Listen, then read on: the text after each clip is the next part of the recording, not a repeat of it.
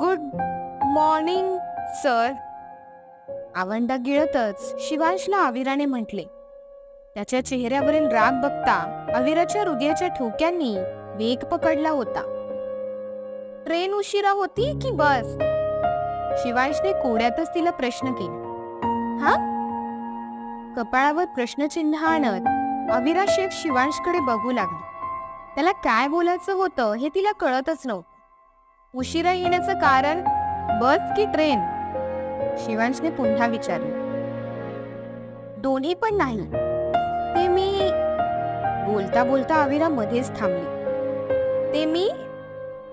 शिवांशने नजर बारीक करत स्वतःचे कान तिच्या ओठांच्या अगदी जवळ नेले.